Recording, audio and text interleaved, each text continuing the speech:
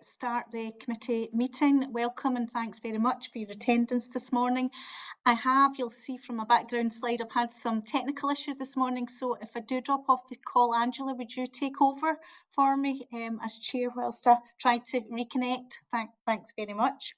Specific and warm welcome to colleagues from the Police Authority, from Police Scotland, from Scottish Government and from His Majesty's Inspectorate of Constabulary in Scotland. We've got a full set of papers this morning. We have all read them as members, so if attendees could keep their introductory remarks to a minimum, please just keep focusing on the key highlights and any specific changes since the paper was written. That would be appreciated so that we can have plenty of time for discussion and any questions. So apologies, Deborah, we've not received any apologies. No apologies, Chair. We haven't yet been joined by Authority Member Nicola Anderson, but I am expecting her, so we'll just note that she's not here yet, and but there's no formal apologies to record. Okay, thanks very much. Declarations of interest and connections. Does anybody want to declare anything at this stage? No? Okay, thank you. And I would ask members if they're content that we take items 5 through to 9 in private today. Yes, thank you. Moving on to 1.5, there have been no formal committee business conducted since we last met in March, so nothing to report under any decisions taken. So that takes us on to section 2, the minutes and the actions from that meeting of the 19th of March. Are people content with the accuracy of the minutes that have been circulated? Yes, okay, thanks very much. And we have got action log provided, and there are 2 actions on the action log. Both are proposed to close at this stage. Are members content for those to be closed? Yeah. Okay, thanks very much. So that takes us then on to section 3. Section 3.1 is the 25-26 provisional year-end outturn. And Lynn, you're going to update us. Thanks. Thank you, Chair. Good morning, everyone. So as the Chair said, I'll assume the report has been read and just call out very few high-level key points. So the appendix is there, and this shows that the core revenue position for 25-26 had an overspend against budget of 2.8 million. That is offset by an underspend within reform revenue of 2.9. So overall, on the resource or revenue budget, we've seen a 0.1 million underspend against our funding position. That is largely in line with what we reported, through our forecasting process. And, in terms of the significant variances and financial challenges that have been managed, they have been reported and discussed with members as we've progressed through the financial year. But the detail is highlighted in the report as well. In terms of capital, the capital outturn was 73.5 million, which is in line with our funding position. This was again closely monitored throughout the year. Capital Investment Group has a key role in that in terms of balancing financial commitments, the required slippage, etc., and a lot of activity at year end to manage between the financial years to land that funding position. So overall, pleased to report that for all revenue streams broadly break even in line with what we've reported through our forecasting earlier in the year. Thank you. Thanks very much, and well done to everybody in achieving the financial targets in what was an extremely challenging financial year. I'm sure there'll be a few questions, particularly in terms of the implications for this year and beyond.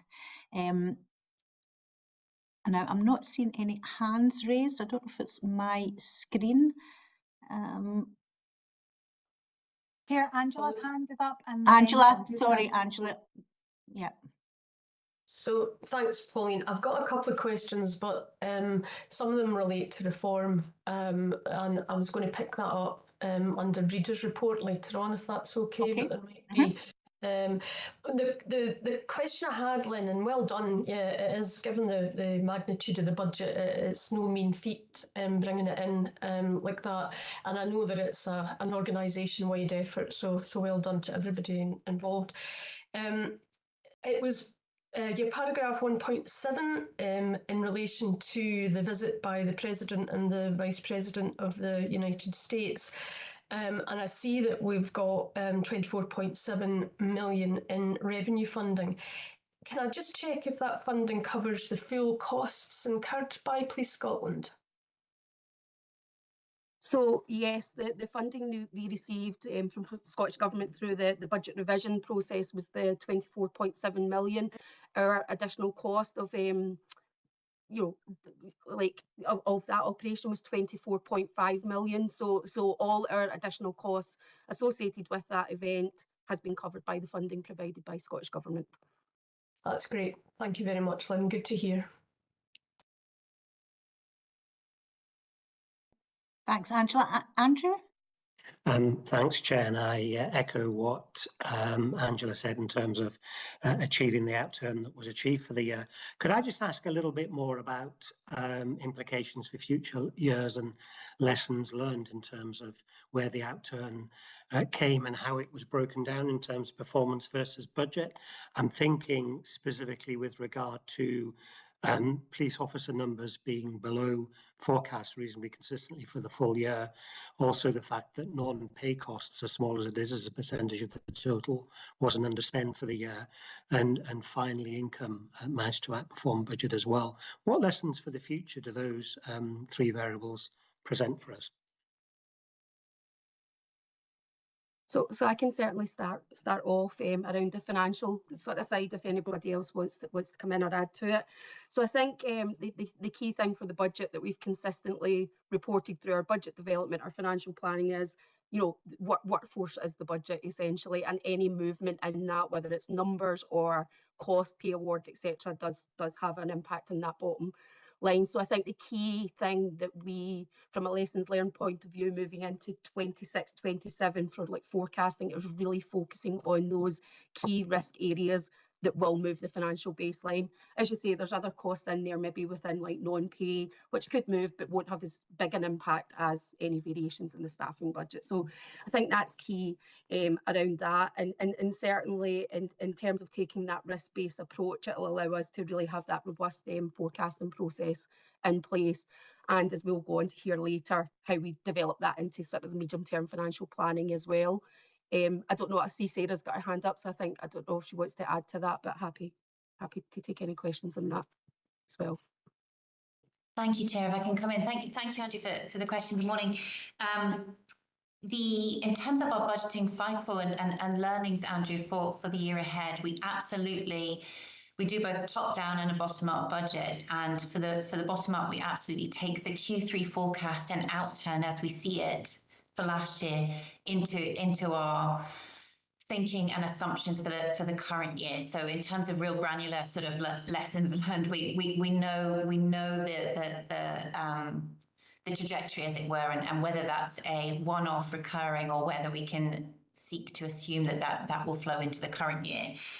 In terms of particular references that you talked to, the budget versus officer numbers. So we maintain that 16,500 officer number. However, because of our intakes versus the quarterly reporting statistics, there's always an ebb and flow. We take in 6 rounds of probationers and we always come up above the 16,500.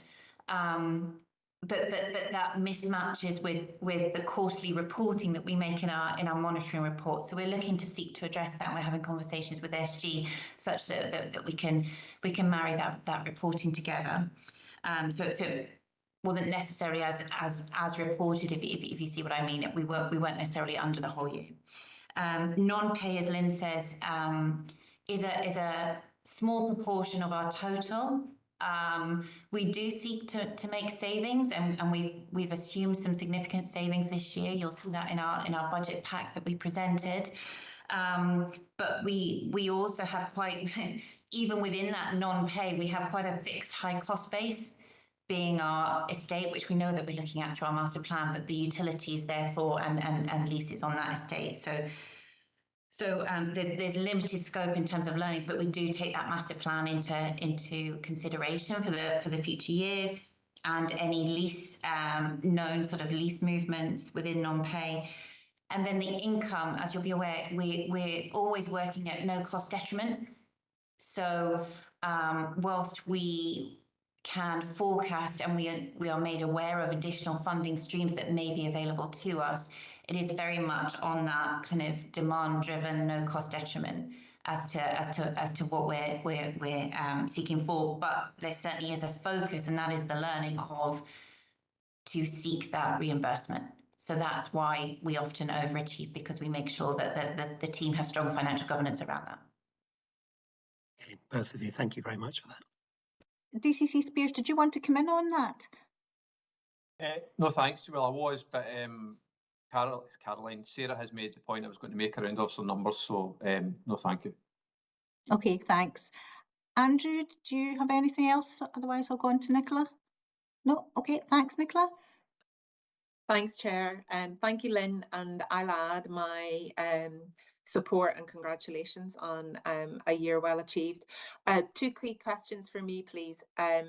Since the report, are there any further write-offs or exceptional items that you're considering that you might want to make us aware of? And the other question that I had was concerning audit findings, and are there any unresolved recommendations from previous years in the audit report that might be useful for us to be alert to? Thank you. Thank you. So just in terms of any sort of further financial activity for 25-26, no, there's nothing really to highlight at this time around you know, any potential further write-offs, etc. That was all caught up as part of the year-end processes. Our accounts are going to be finalised draft this week. They will be going to the auditors next week, and then that audit process will start over the summer. So as we've outlined in the report, we're not anticipating any material variations to what's been reported, but very mindful we've still got the audit process to go through. In terms of audit findings, again, we capture that throughout our planning work, and we work with our auditors closely throughout the year to address anything like that. The main audit findings from the 24-25, working between too many financial years at the minute, you know, it was areas around like, you know, our performance reporting, our annual our medium-term financial planning, our benefits that have all been captured as part of the best value audit as well. So that is work that is actively ongoing, you know, between all the different directorates and business areas. But our accounting and control team keeps very closely aligned with our auditors and deals with any sort of issues as and when, you know, in terms of where there could be any impact in the audit. So we keep close to our auditors around that. But nothing at this stage to suggest there will be an impact on the numbers reported in this report. Thank you. Thank you. Thanks very much. Just one question from myself. I'm aware through the legal committee that there was slippage in quite a few settlements of cases in 25-26 that have been carried forward into the current year. But I'm also aware that the 26-27 legal budget is lower than the outturn for last year. How is that risk going to be managed in terms of legal costs? So in terms of the budget development, again, I think, you know, in terms of outlining the financial threats and opportunities, if you like, that could impact the budget, we were very clear in our budget report when we brought it for approval around the areas that were included in the budget and the areas that were kind of carried as an unfunded risk, on the basis that we would seek to monitor it throughout the year, to have discussions with government, etc. So we know one of those areas was around legal public inquiries. So that work is ongoing, and again on like our period 1 report, when we get to that, we've got our financial threats and opportunities at the very end of the report in a bit of detail, and you will see that legal is absolutely one of the things that's on there, because it is demand led. It's one of the lumpy non-pay costs, for want of a better term, whereas, you know, we know that that's variable throughout the year, and that is really key where our forecasting comes in, because the budget is a plan at a point in time, and things with the greatest will in the world will move, and it's how we as an organisation are alive to that and deal with that as we move throughout the financial year. But it's absolutely on our radar. It's in the report for transparency, and like I say, in the budget we highlighted that was a unfunded risk going forward. Thanks very much. Does anybody else have any points to make on this report? If so, if you could just speak, because I'm not seeing all the hands. No, okay, thanks very much. The final accounts after they're audited will be coming through ARAC and then onto the authority in due course in the autumn time. So thanks again for everybody involved. Tremendous achievement given the circumstances. We're moving on then to 3.2, sticking with yourself, Lynn. It's good to see a month one position. It's not always the case in every organisation, so really good to see this. And if you've got any insights as to how month 2 is looking as well, that would be good to hear. But over to yourself. Thank you. Yeah, thank you, Chair. As you say, period 1 is not usually typical in terms of monthly monitoring. What we did do is introduce a period 1 report probably 2 or 3 years ago, just because, you know, in terms of like there are big challenges in the budget, and we were trying to be as transparent and you know, alive to that from the outset of the financial year. But I suppose the key caveat around period 1, it is subject to year-end processes. It is very early, and we can't really make any solid assumptions from period 1 for the rest of the financial year. So, you know, period 2 report that we can circulate with members, I don't think that will come to the committee itself, but we can certainly look to circulate that. That'll be a sort of more up-to-date position, and really as we move into that Q1 financial position, that's where we'll be really looking around the key assumptions in the budget. So in terms of period 1, in terms of revenue, 300k underspend against the year-to-date budget. Again, predominantly at this time, we're attributing that mainly to timing. And as I say, we will look at that in close detail over the sort of coming weeks and as we move into Q1. Page 7 on the appendix details the summaries that were built into the budget, as Sarah mentioned, you know, and that's things around like staffing exits, where it was a release of a number of temporary roles, but also the non-pay savings that we mentioned earlier.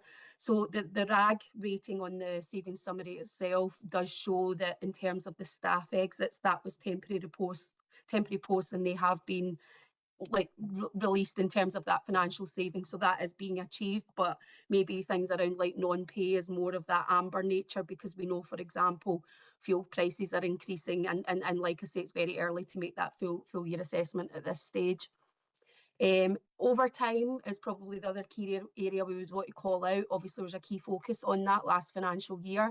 What we have seen in period 1 is the spend is significantly lower in period 1 this year as it was compared to last year, and the same is true for period 2. The report itself is showing a year-to-date underspend in P1, and that was really around some assumptions around some operations, etc. And it's really not a real underspend. Fully expecting that to catch up. And what we've seen as we move into period 2 is that core overtime is flipping into an overspend position. So that's kind of in terms of like, I think it's about 200k over at period 2. So. But when you take overtime as a whole together, core and non-core at period 2, we are seeing a balanced position, but it's just to make the point that P1 is subject to that timing variations, and the overtime management group is still is still there and is closely and actively monitoring the overtime position as we progress through the year. The capital spend in P1 was just over 5 million. That is ahead of the year-to-date budget, and that is really as a result of managing that year-end position where we asked business areas to hold off deliveries, etc., to flex the impact across the financial years to really manage that financial position. Some assumptions were made for that when we developed our budget in terms of how that would look, and that will continue to get reviewed as part of the overall budget deliverability for 26-27. And again, for P2, we're seeing that capital spend continue. It's around 10 million for period 2, which is around 11% of our budget. So really seeing some early spend in that capital space. Reform is about 7% spent to date, which is largely in line with the year-to-date budget. Again, we know there's that element of over-programming within reform, and you know, in terms of how we look at that as we deliver our programmes, but that's obviously a consideration that we will need to take account of as part of the reform budget itself, but that overall resource position. That's probably the key points from period 1 that I was looking to call out, so happy to take any questions. Thanks. Thanks very much. Really helpful update, and particularly those insights as to what's happening in period 2 as well. If you could indicate if you want to come in, please. Andrew? Thank you, Chair. I was going to ask the question on police officer numbers, but I appreciate the answer which I received in the previous item to that, so thank you. I really am grateful that we're going to get the P2 numbers. I understand why P1 numbers in themselves are not necessarily that useful, but look forward to seeing the P2 numbers circulated to committee members as and when. I wanted to talk about the savings tracker, which is page 7 of the presentation, specifically just to unpick the overtime topic, given the answer we've just received as to where overtime's gone by the end of P2. Do we plan for overtime spend seasonally? And what's the reaction to the fact that overtime by the end of P2 looks to be over, given it's a highly targeted area on page 7 in the savings tracker for 26/7 and the problems which we've had with overtime in previous years?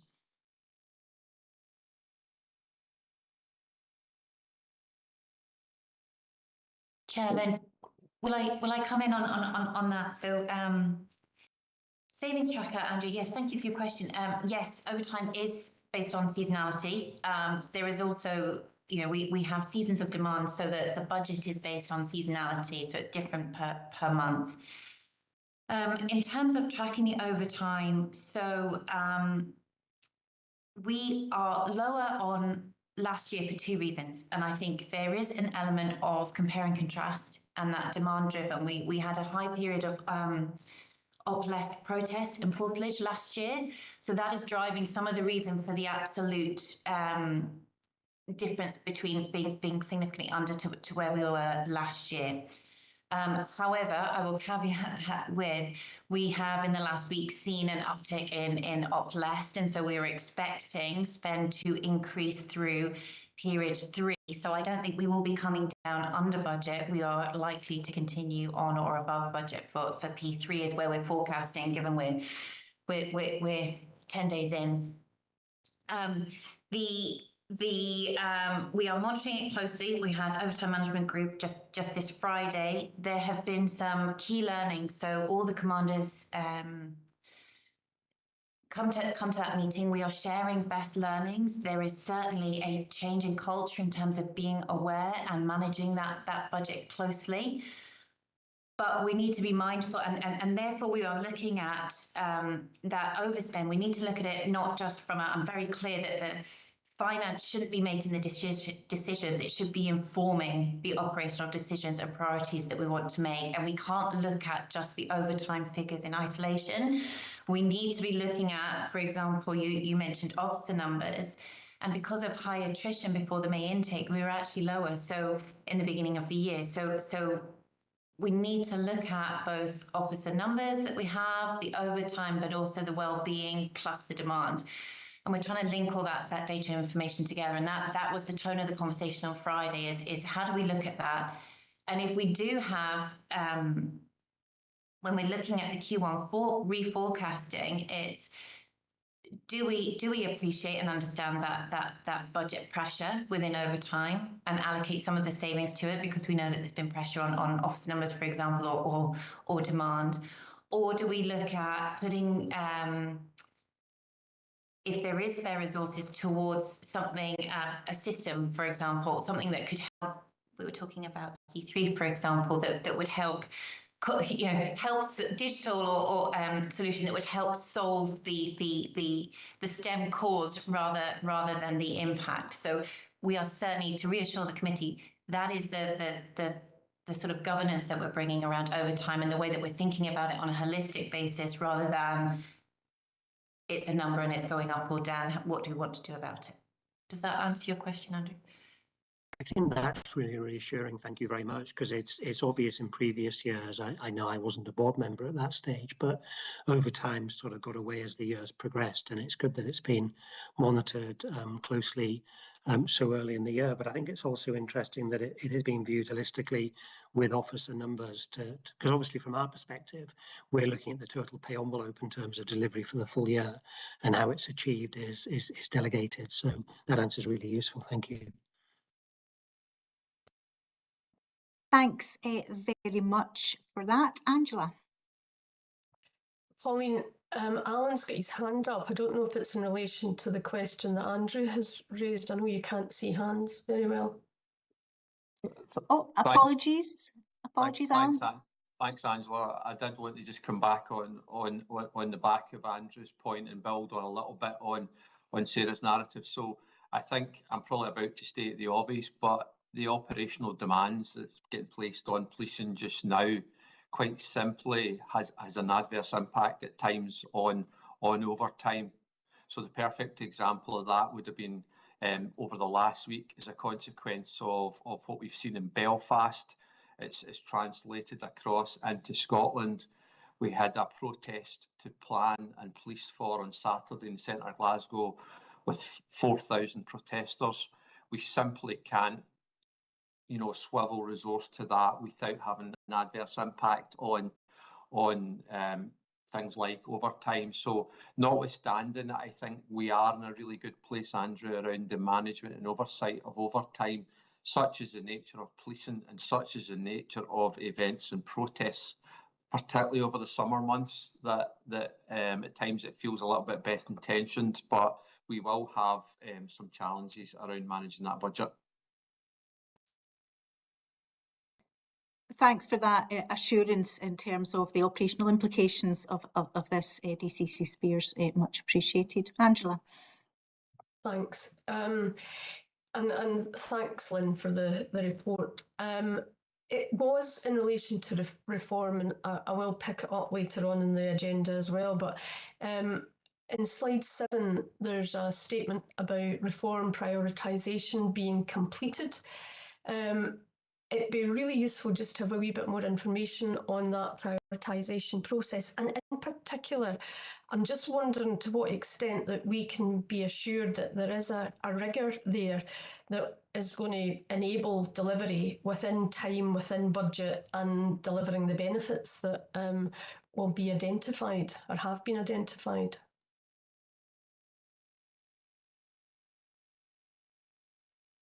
So in terms of the reference on page 7, that was in relation to the budget build itself. So obviously there was a lot of activity through the budget build in terms of like the demands, I guess, on reform versus the budget availability. So there was a lot of input into that in terms of developing that budget. That has still resulted in a budget that's 4.7 million over programmed, though in terms of from that financial perspective.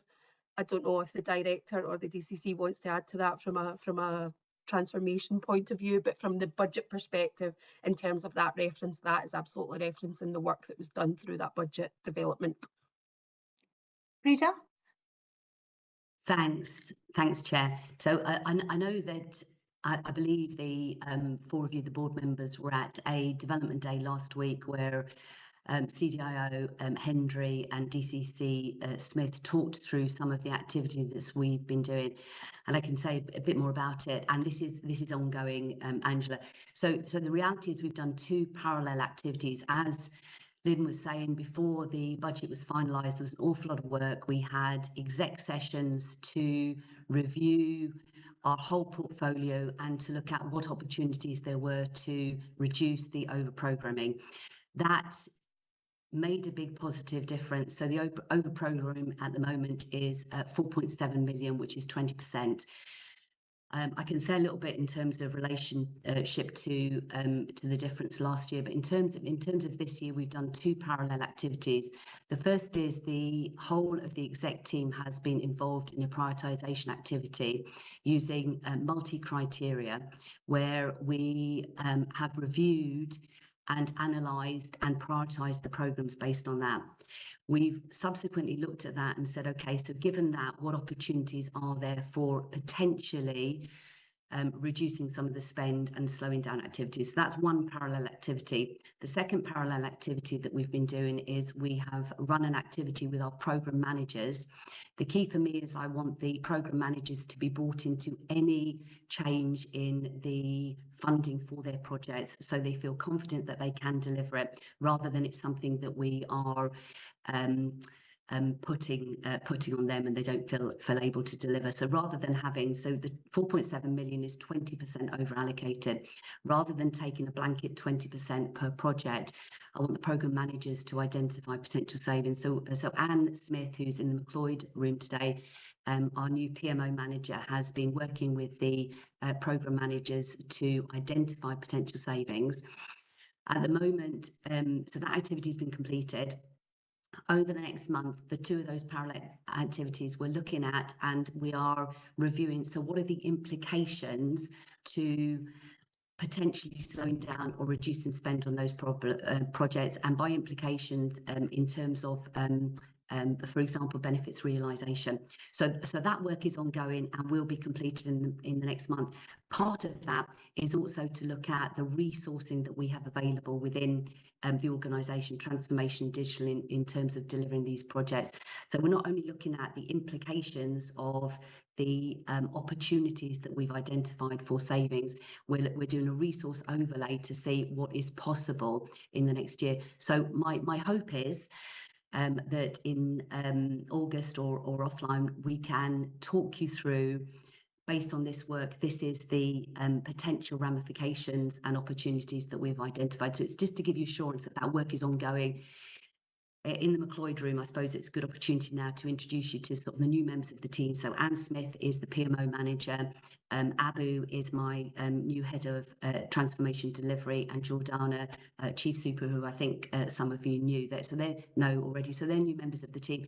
This is their key priority focus area over the next month or so, is looking at the prioritisation and working out how can we reduce the over allocation, and to be clear, at the moment we've already identified sort of 380,000 of that, which will be factored into the next period's financial report. So given the over allocation is 4.7 million, finance and transformation digital, we've had conversations about what would feel achievable, and we think about 2 million. So we are a little bit off that because it's 4.7 million at the moment. I sit here at the moment feeling quite comfortable because already we've identified at the end of the first couple of periods about 380,000 that will reduce the over allocation. So at the moment I'm feeling quite confident. If we compare that to last year, which was as you know, 16.2 million over allocated, which was about 80% of our budget, we did manage that in year. The reality is, though, even though we managed it in year, what we started with at the beginning of last financial year was quite different. We had, if you like, an aspirational list of projects. Many of these weren't at the business case, you know, they were pre-business case, so the cost projections were not really that well understood. So naturally, some of the projects slipped, and you know, some of them have moved into this financial year, like cybersecurity, which we'll be talking about later. To give you a bit of assurance, the majority of them have not created a backlog for this year because, as I said, they were aspirational rather than they're continuing to be in our portfolio. So last year was very different. And even though we did manage at 16.2 million, the 4.7 million, because we have got so much more scrutiny and financial governance, and our planning process has matured, we would, myself, finance, digital, would feel more comfortable if the over allocation was around the 2.5 million. So we are working to reduce the 4.7 million, and we're already making inroads into that. So hopefully that gives you a bit of confidence. There's a lot of activity in this space. We've moved forward, and my hope is by August we'll be able to give you a more definitive picture in terms of where we are. So hopefully that's helpful. Thanks, Breda, and welcome to you new members of the team. I see DCC Smith has got her hand raised, and then I'll bring you back in, Angela. Thanks, Chair.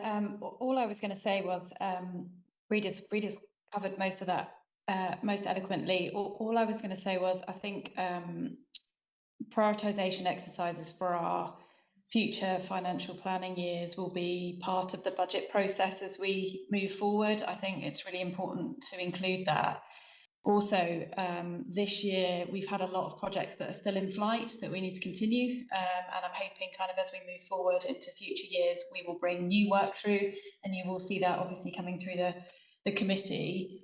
I'm not, and this sounds probably an odd thing to say, but I'm not worried about the over programming, as we call it. We can change that throughout the year as we move. There's a lot of flex within that I think we can pause and stop, and we've been working with the States colleagues and others to identify what that might be. I think we need to be ambitious in this, and we focused a lot in terms of what projects and programmes will reduce demand on the front line. And obviously with the estates prioritisation, that's really important as well to continue that work. So those are sort of the focuses for in year.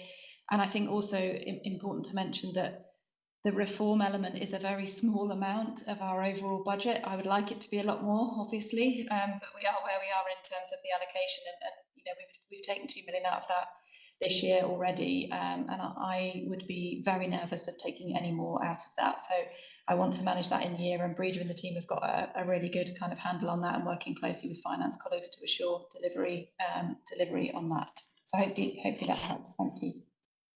Yes, thanks very much. Angela. Yeah, thank you. There's a lot in what both Breeda and the Becks have said, so thank you for that. We can pick it up later. And I suppose it would be really useful, just exactly what you're saying, DCC Smith, to see the prioritisation, and we will come on to that, so that we can understand that impact on the front line, because it's not just the budget of reform, it's the consequences of it, it's how that then enables the organisation to move forward and to realise the vision over the next few years.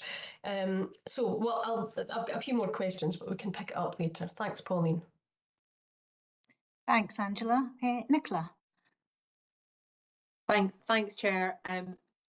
And thank you for the report. It is useful to have a P1 report for sure. Lynn, I'm just picking up on page 12, where it outlines that the capital spend is noting that 25, nearly 26% has not yet progressed. Perhaps not surprising considering we're in P1, but could you give me an indication as to how that benchmarks against last year, and are you concerned at any stage with regard to further slippage there? So in terms of the commitments at the same point in P1, I would need to double check and bring back some information around the actual detail of that. But from a broad overall point of view, the dashboard shows that our spend, if you like, at P1 is broadly in line with where we were last year. Obviously, you know, we've got a higher budget to deliver this year, which we're all mindful of. And I think we've referenced in the report on page 11 some of the areas where we're anticipating some slippage already in the capital plans. So we know there's slippage to be achieved, but also, you know, we know there's a modest slippage target within the budget this year, and it's really around that capital delivery. So what we've committed to do through Capital Investment Group is you know, these early discussions, highlighting early where we know there's going to be slippage. How can we allocate that essentially to priority areas, whether it's estates, transformation, etc. And what we'd be looking to do come September, October time is almost like a mid-year review where we formally reallocate funds if we do see any sort of further slippage in the plans throughout the financial year. So don't have the answer at this exact time, but we are alive to where we're already seeing that slippage and have got you know, processes in place to really try and mitigate any of that as we move through the financial year.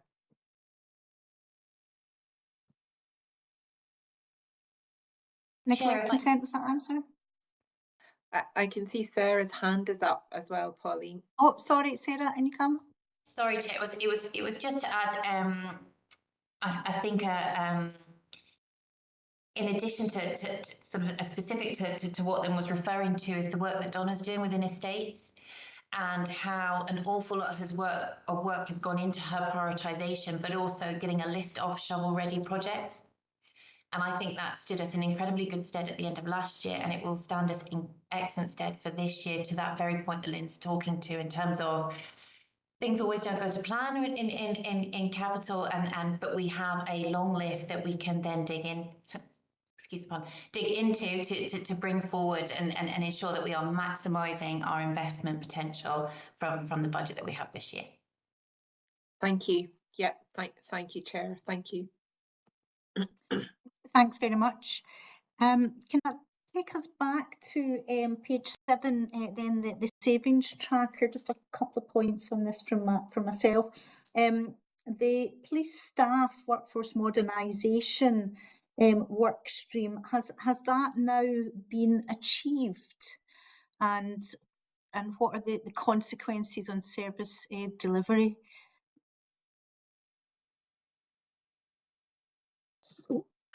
Happy to come in, Lynn, if you want me to. So yes, Chair.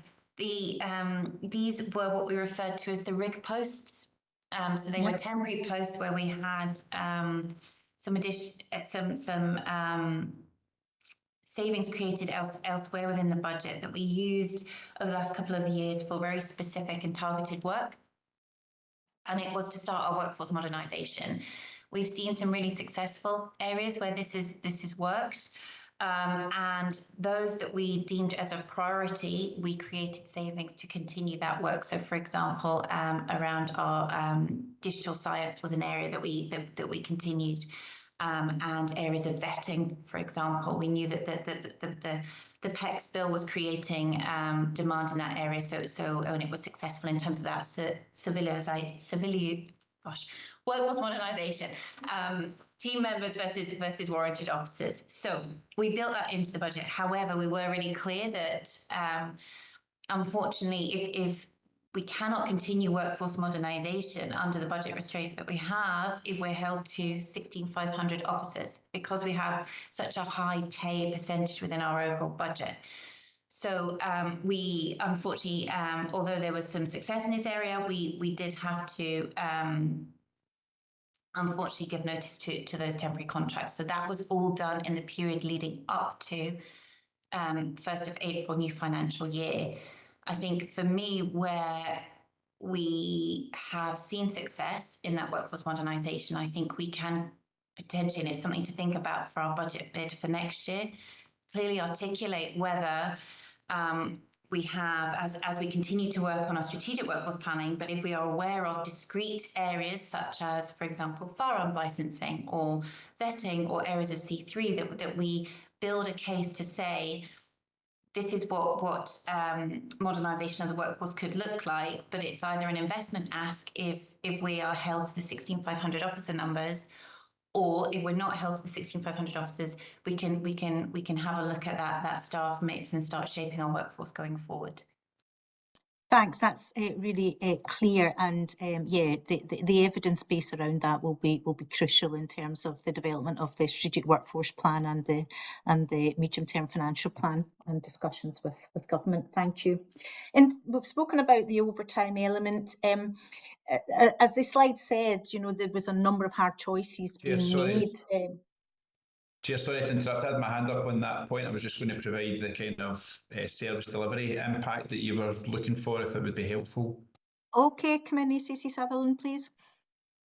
Thanks. Kind of went up to support Sarah. A number of those areas were within my area of business, particularly across C3 and in production. So just to kind of demonstrate some of the work that's been done in there and some of the value. So particularly within the productions element, so being able to, whilst we haven't been able to maintain all of the disposal teams that were working within the productions element, we have been able to sustain some of the disposal teams, which means that we are now far better equipped in terms of the volume of productions that come in, and having dedicated police staff teams who can then manage those disposals back out of the system, improving our overall productivity and efficiency within that space. And then within the C3 space, obviously we did have a target of somewhere in the region of 70 police officer posts being replaced with police staff posts. We've managed to achieve around half of that.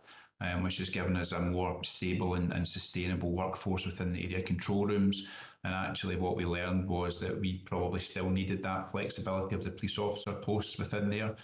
So when we get events like we've seen over the weekend that the DEP referred to in Belfast, and that, then there are regulations with police officers that we don't necessarily have with police staff. So as we've worked through some of this modernisation, we've stopped and paused, reflected and looked at the service delivery, and then been able to make decisions as to whether we push on or don't. And in the C3 area, we're looking at across budget and service delivery, some decisions were taken. So I think we've seen some positive progress, and particularly in the productions in C3 space, a good evidence of base of that. Thank you for those comments, ACC Sutherland. Really useful to understand what it means in operational practice and service delivery. And that was a point I was going to come on to, given the risks around service delivery and the hard choices that were made in setting the 26-27 budget. It would be helpful, Lynn, in future to have more detail in this slide around how those risks to service delivery are being managed and the progress being made. If that could be provided, that would be appreciated. Okay, anything else on period 1? No, okay, that takes us then on to 3.3, the financial planning and budget strategy. And Sarah, I think you're going to introduce this item. Chair, Apologies, Chair, it was Lynn. I'll hand over to Lynn. Yeah, no, I can certainly introduce it, just quite high level, and then, as you say, Chair, the benefit will be in the sort of questions. So the financial planning and budget strategy provides the framework for the development of our medium-term financial plan that we've been speaking about, and the setting of our 27-28 annual budget. So the document itself outlines that cycle and the key points and milestones across the financial year. This would typically come to this committee later in the year as an annual budget strategy, but recognising the commitment to medium-term financial planning, the best value recommendations, we wanted to bring this earlier and more so for internally outlining that whole financial planning cycle. As I say, as a cycle, it doesn't stop, whether it's medium-term forecasting or budget. So just really helpful to try and outline that key aspects of the different points across the year. What the document does do, it kind of outlines essentially three to four milestones. So the first one being sort of during the summer, moving towards board in September, is really that initial financial planning update that we've been speaking about. So that would be the kind of first output from the financial planning activity.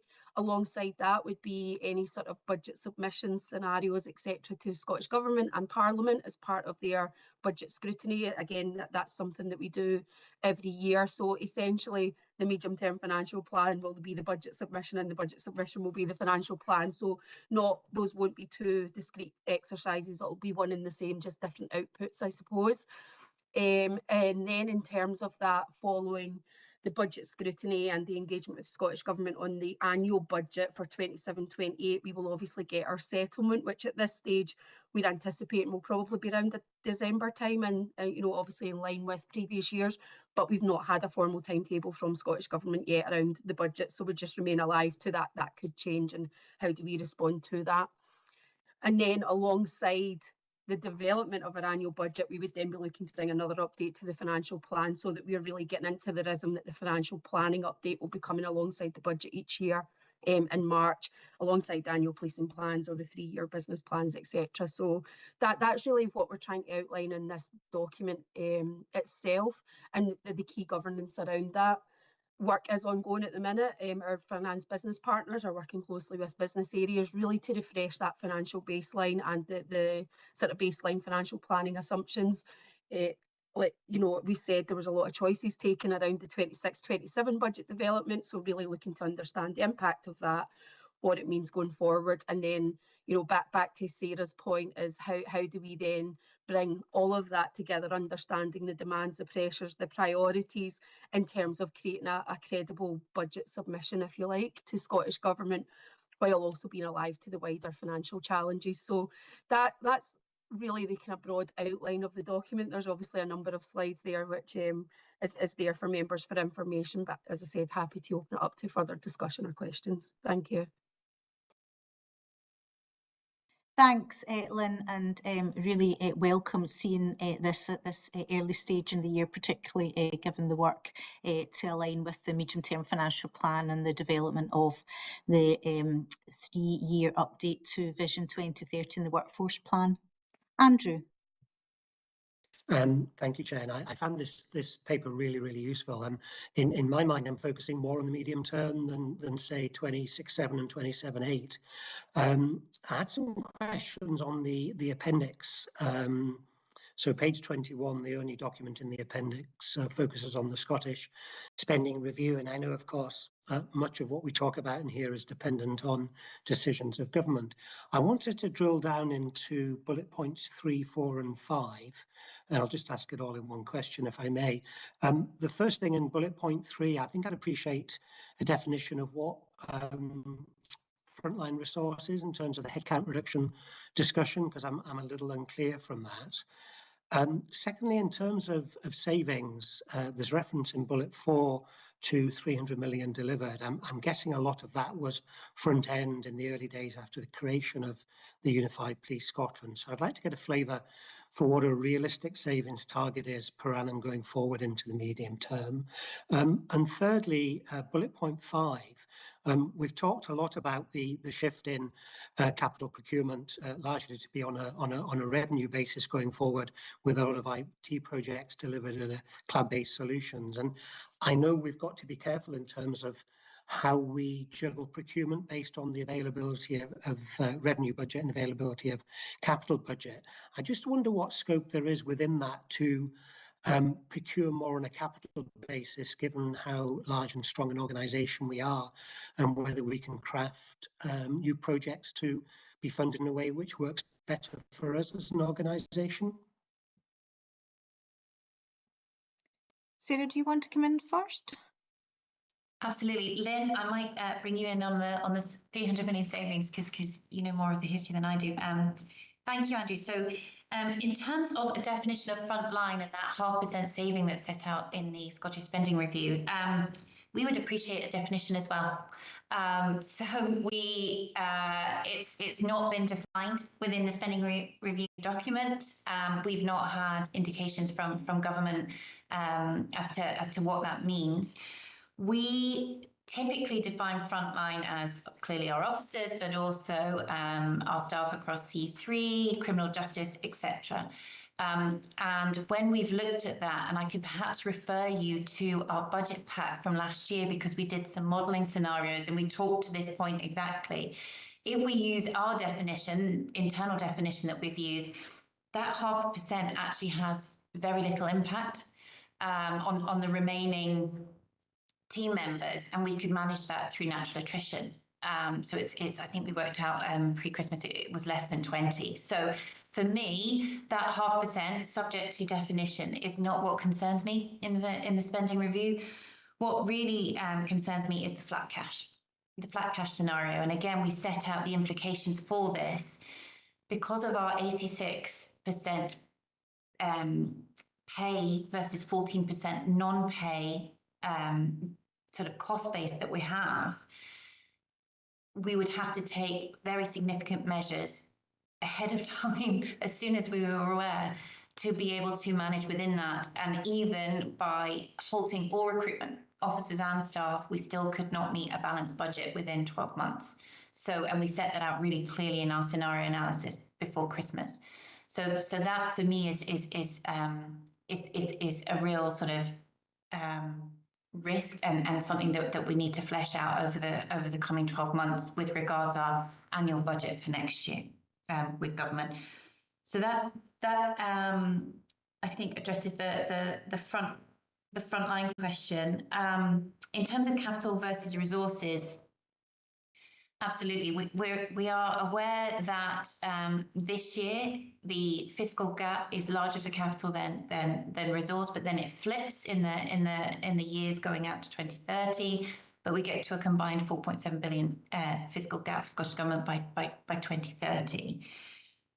We have talked previously about that as you alluded to, that need for transformation, but much of our transformation will be more often resource-based as we move to cloud-based technology, which are resource revenue funded through licenses versus large capital on-prem spend. I would say that we are very mindful of that mix. And I know that Andrew, I don't think Andrew Hendry has joined yet, but Andrew Hendry certainly is very mindful of that. And whenever we are looking at a business case or procurement, we are looking at the options available to us. I don't think that the finance should necessarily drive the total decision, but we will go to procurement with options and what are the options available to us. But I think it's what is best for the business in terms of quality and capability that whatever it is that we are procuring provides would be the key driver. Within the estates world as well, we are looking at, we have Master Plan 3 that Donna is looking at and speaking to today. Within that as well, we are looking at different funding options, and certainly we'll be in contact with Scottish Government about items that we believe are of national infrastructure importance and how we get discrete funding for that, but also what works best in that sort of capital versus resource in terms of what options are available to us. And we'll be speaking to our colleagues, for example, at SFT, etc., of what's the art of the possible in terms of supporting to get as much investment as we can from our budget. But it's no easy answer, I'm afraid. And I think Thanks. Lynn, did you want to come in on the 300 million? Yes, thank you. So the 300 million, probably around 200, 250 of that was around in terms of reform of the policing service, in terms of merging the legacy organisations into SPA and Police Scotland. And the majority of those savings were around rationalisation of structures, exits of mainly civilian staff at that time, where we see a lot around workforce mix now in terms of how that's impacted that. We also got economies of scale from national procurement contracts as we merged into the one organisation, and there was a significant reduction in the number of our buildings. So we'd really seen those savings in the early years, if you like, to around that 200 million. I want to call them quick wins, but I'm sure anybody that was involved in the merge of SPA and Police Scotland will absolutely say it was not quick, you know, in terms of it was a lot of work from everyone to achieve that.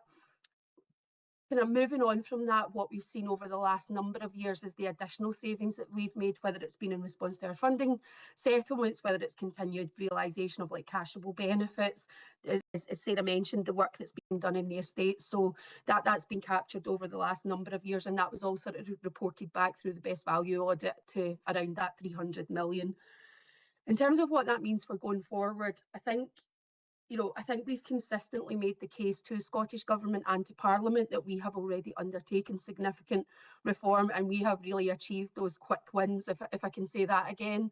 You know, really where our transformation journey is now is about the effectiveness, the efficiency and the capability of the organisation, because we don't have those economies of scale type things available to us now.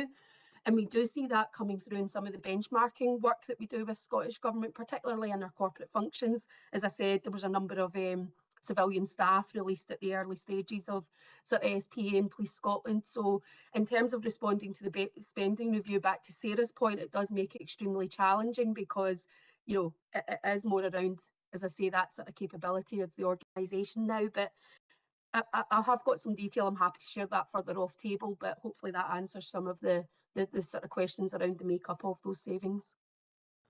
That's really useful from both of you. Thank you very much. And just to come back to compare the points, obviously all public sector organisations will be making submissions in a flat cash situation, if indeed that's where we prove to be.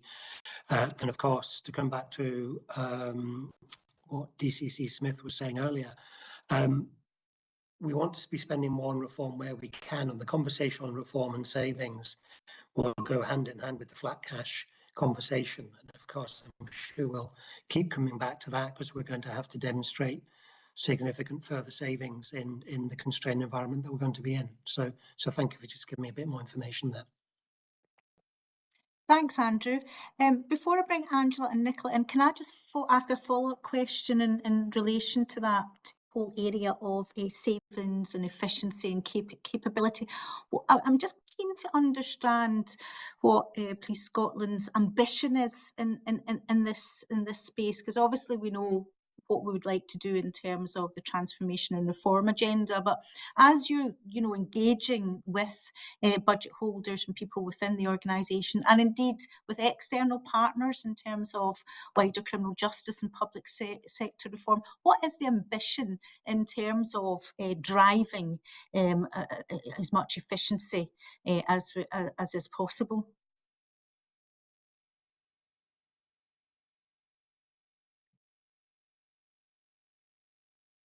Happy to come in, Chair, but I know that Yeah. Lex has got her hand up, whether she wants to come in. DCC Smith, do you want to go first? Chair, I was just going to come in on the sort of wider, I guess, public sector reform agenda in terms of efficiency. Your point really well made, and maybe Sarah will come in terms of sort of Police Scotland efficiency. I think we have a real part to play in terms of the wider system approach to working more collaboratively across the public sector. I think there are probably two elements to that. My first would be around digital transformation in the broader sense, probably focusing on the CJ element of that first in terms of criminal justice. We know Desk has been a real success, but I think there's a lot more we need to do in that space. Andrew's working at pace at the moment with partners in Crown and courts to understand what that might look like. And I know government are keen to support in terms of that work. We've got some further sort of engagement over the next couple of weeks to understand what that might look like. But my sense is there seems to be more appetite, I suppose, and support for that as we move forward into the next financial year and what that might look like. And we're really keen to progress that. I think the second element of that is working more collaboratively in areas such as preventative activity, problem-solving approach, place-based approach, which I've seen more support from in terms of NHS colleagues and wider chief execs across the system. I've been involved in quite a few discussions around that early on, and I think there's some real momentum. The issues that we face around budgeting and annual budget cycles are well rehearsed, and our public sector partners are also in the same position and pushing in terms of what that might look like. I suppose my thought is often we are funded as organisations as opposed to funded to tackle a problem.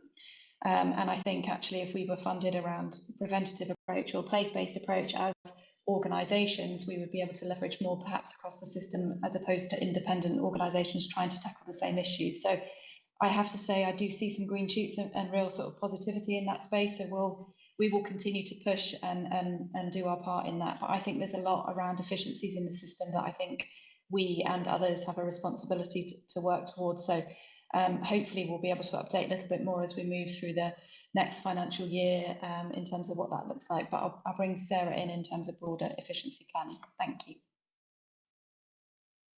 Thank you. And I think I'll reiterate Lynn's point in that we have reformed and that has been recognised both in the Best Value report, but also by Scottish Government in terms of what we have done and in terms of that significant annual cost saving that we've taken out of the organisation and continue to run at that level. For me, there is absolute appetite. I see that actively from the leadership team around the table, but to create efficiencies, and I see it all through the business. I think we need to take care, though, in terms of reform isn't just about cash flow savings, and I know I'm speaking to everybody that knows this. For me, and I think the posture of the organisation as I see it is absolutely we are committed to continued reform, but recognise it may not all be cash flow savings because of the cost that we've taken out already and our slim cost base as it is. So for the focus that I see and I hear is about building capacity. How can we get as much back to the front line as possible for our officers to do what they need to do and to match that rising demand that we see in certain areas? So I think that building capacity and measuring, being really clear about measuring and how we're using that capacity in future is incredibly important and is something that Breda and I talk about and are continuing to talk about in terms of efficiency plans. I think the key to unlocking that is our digital platforms. We still have a large number of archaic on-prem platforms. And again, I draw the committee's attention to the fact that lots of these are legacy systems that we don't pay much money for because they're on-prem historical capital builds, which if we are moving to new systems, which we require to unlock that efficiencies between functions and to allow better data, quicker insights, less duplication, less double keying, etc. It's systems that will drive that. And that's why it's so important. I know we have the ecosystem and that is so exciting and such a huge opportunity. I know that's later on the agenda, but that's what will drive the internal capacity. However, that will, if we look at it, that could look on paper to cost more than what we have now. And so I think that's really how we need to articulate those benefits. But I think it's about internal capacity, aware of we need to be credible in this really constrained fiscal environment. But that's the payoff, I think, is capacity versus cashable savings. Thanks very much. Caroline, did you want to come in on that point? Thanks, Chair. I was just wanting to reiterate what DCC Smith and Sarah have said, being relatively new to Police Scotland and taking accountability for strategic workforce planning. And when I look ahead to the skills and capabilities that are going to be required in Police Scotland, that is all enabled by digital. And the ecosystem is an absolutely critical part of that. So I guess I just wanted to underline that from my perspective as being a relatively new director into Police Scotland. Thanks, Caroline. Angela, thanks for your patience. Not at all, thank you. It's been an interesting discussion, and I think that the aspect that Andrew's picked up in terms of reform, I think, is really important, and that it's peppered through the bulk of the papers that we've got today, Sarah. So I think that we'll have further discussions on that. I suppose, notwithstanding that there has been significant reform, I think for the SPA, it's looking at what is the next phase. Because other parts of the public sector, it's ongoing. And you're right, it's not just about savings, it's about changes that then enable services to be maintained and even improved across the landscape that we're working in. And just on that, I do wonder whether or not we should grasp the nettle, as it were, and actually define what we think is frontline. Police Scotland knows the demand now, knows the demand and anticipates where the demand is going. Caroline's just talked about digital and the changes there. So I think in terms of preparing an evidence base for negotiation, and we will be competing with a variety of other local organisations, local government, health and quangos. I think that we really do need to think about, let's determine ourselves what we regard as the front line and what the shape of the workforce is going to be. And I know that that is part of the strategic workforce plan, which is absolutely critical. So it's an observation that I'm not looking for an answer, but it's an observation. But what I did want to know about this and the development of the plan, the medium-term plan, and the timescales are quite tight, aren't they, in terms of it being September. There's a lot of dependencies there. So we've already talked about the strategic workforce plan. Estates has been mentioned, digital has been mentioned, transformation and reforms been mentioned. So in terms of that, in a really short period of time, what are your governance mechanisms to make sure that the different teams are all feeding into that? And I suppose given it the commitment and allocating the resources to it, that will enable a product that is really meaningful come September. Thank you, Angela.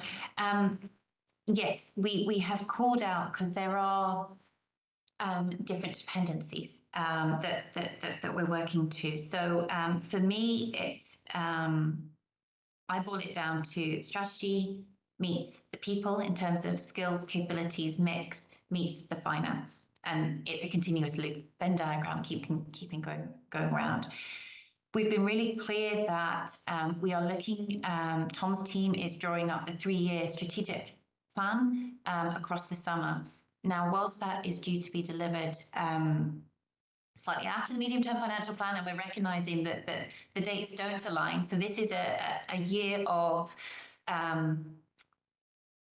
first, I would say our medium-term financial plan will evolve. Lynn alluded to that. So we'll do this first version, and I'll come back to why I will be confident in that first version, but then we will evolve it year on year so that it's delivered in line with the annual policing plan, because I think that absolutely the two need to go together. The 3-year strategy is being formulated across the summer. It's due to be published after, because it's our medium-term financial plan. But to reassure the committee, Lynn and the team are working incredibly closely with Tom's team, and the two are informing each other. And to that point, our medium-term financial plan will be our also annual budget submission, one in the other, one in the same.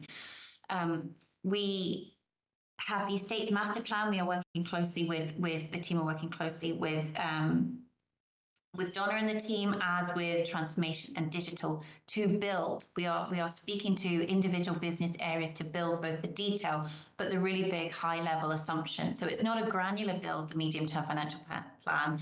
It's what are the big ticket items? What are the key assumptions that are going to drive the change, or the horizon scanning, what's really going to drive demand or change within your areas. So we'll be capturing that within the medium-term financial plan. It will evolve with the strategic workforce plan, which isn't due to sort of, again, I think Karen's been really clear in People Committee that will be a live document. It's not a published document that goes into a drawer. It's something that is live, but also that we are evolving that to a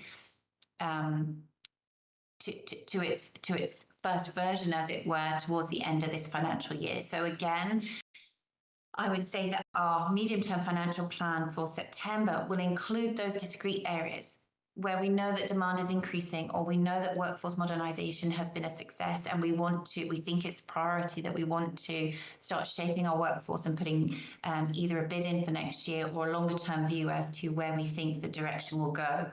We're being informed by, for example, policing for our communities, which is also a very large proportion of our workforce, officer workforce.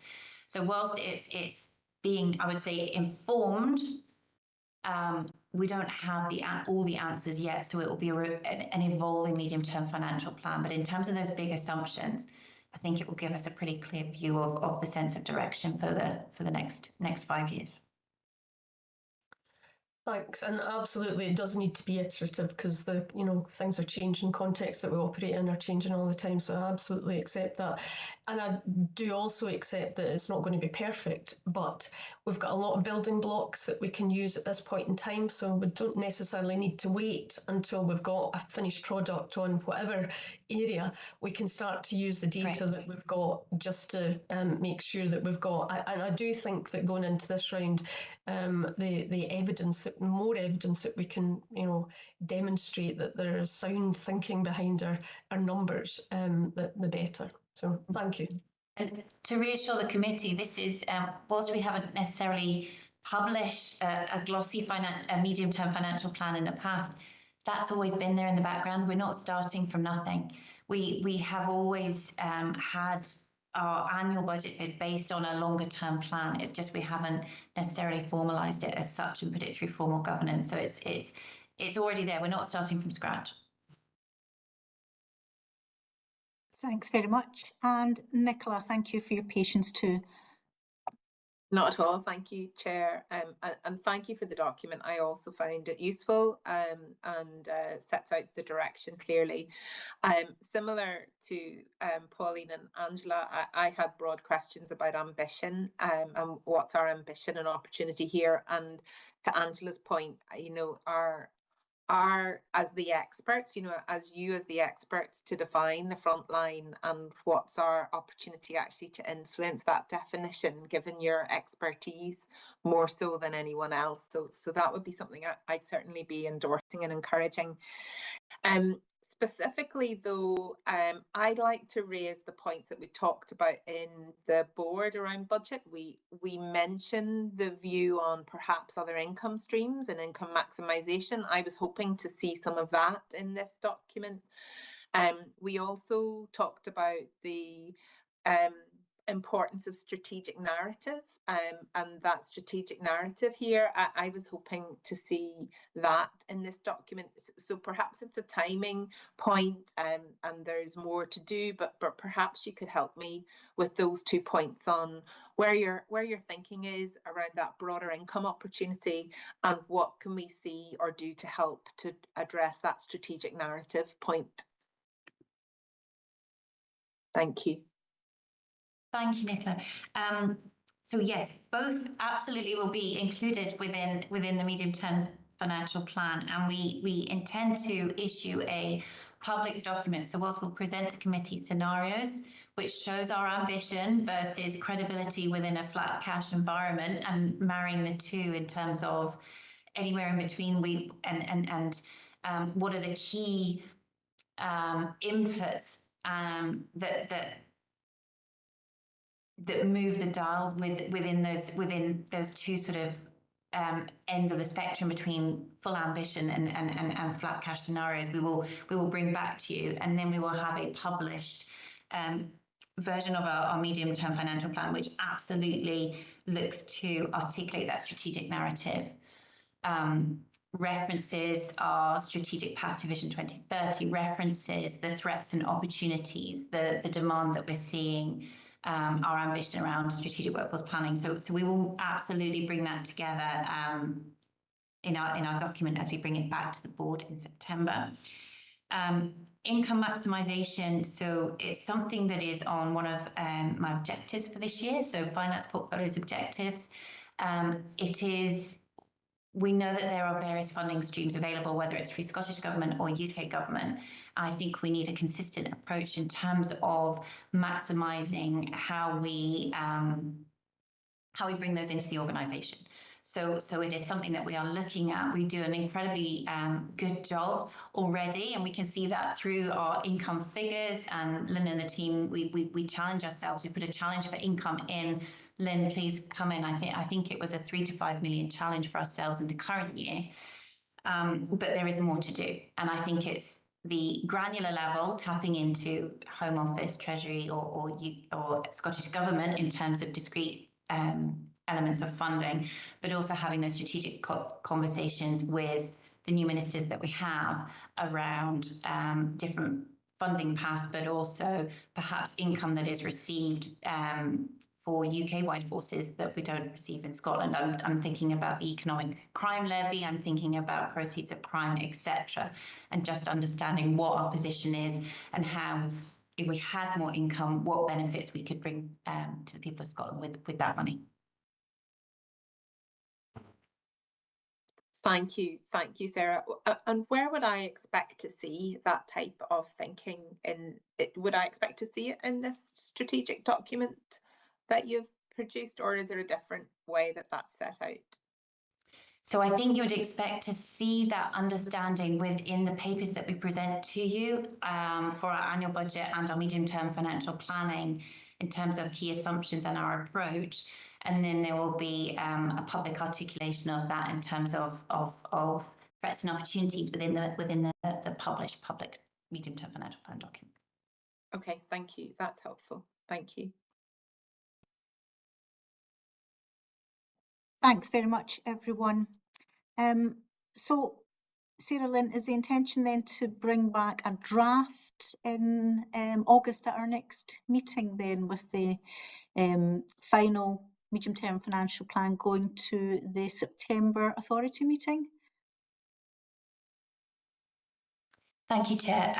I think, as discussed with Secretariat, we may need to have an exceptional resources committee because of the timing and the deadlines of the work over the summer. I don't think we will have a version for detailed discussion at the August committee. So I think we will have to arrange an extraordinary one to bring that to you, but we can certainly give you an update at that August committee in terms of where we are and our sense of direction and where we're heading. Great, thanks very much. Thank you. We're moving in then to transformation and benefits reporting, and Breda, over to yourself, please. Thanks, Chair. I thought what would be helpful is to cover 3 elements relatively briefly to give you a few project highlights, which will hopefully bring to life some of the information that's in the report, to give you a little bit of data on our progress on the benefits following the previous resources committee, and then to build on a little bit of what's been said on prioritisation so far in this session. If I start by looking at highlights, when I was reviewing the papers and the projects to date, there were 5 that struck me as being worth a mention to you today in terms of the progress that's been made. So you can kind of get a sense that there is a lot of progress really in the last quarter. So the first one, body-worn video, it's now completed the rollout for all frontline officers, which I know you'll agree is a significant milestone that will really improve the quality of evidence that is presented in court. So that's pretty good. The second one, master data management. The end project report, as you know, is on the agenda today. This has been live since July 25. Benefits have been realised by the force-wide analytics project. And I suppose maybe as a reminder, MDM enables the provisioning of nominal data to the force-wide analytics platform, which provides an access to single source of trusted data. So again, this is a massive step forward for us as an organisation. The third one that I thought was worth highlighting is COS Phase 3. The National Inquiry Module has been delivered. We talked about that at Transformation Board. It successfully went live towards the end of last year, and this module now audits and ensures compliance of our legal obligations for data retention. There is a second project in COS Phase 3, which is the National Lost and Found, which is on our portfolio roadmap, and that's in the final stages of delivery and is expected to complete this autumn. After that, we'll bring an end project report for the 2 of them to this committee. The fourth one is Unified Communications and Control Platform, or UCCP as we call it. Again, the end project report is submitted for approval today. There are 2 distinct areas within this, the Unified Comms part, which was a replacement of all existing telephony within Police Scotland, and the second part, the contact platform, which was the replacement of existing contact platforms for our C3 service centre. So again, a really big step forward for us. And the fifth one, a bit different, I thought it'd be helpful to say that the Custody 2030 TOM, the end project report for that was approved by Transformation Board. It's one of the standalone projects in our reporting pack. And as it's not on the agenda, I thought it might be helpful just to remind ourselves what the objective of it was and what's been delivered. So the objective was to understand how to really transform custody from places of detention really to modern integrated places of safety. So in just 7 months, the target operating model has been developed. This really does now enable CJ to prioritise areas of work and really in the future leverage innovation, technology, and really estate to deliver what we hope is a really improved custody service by 2030.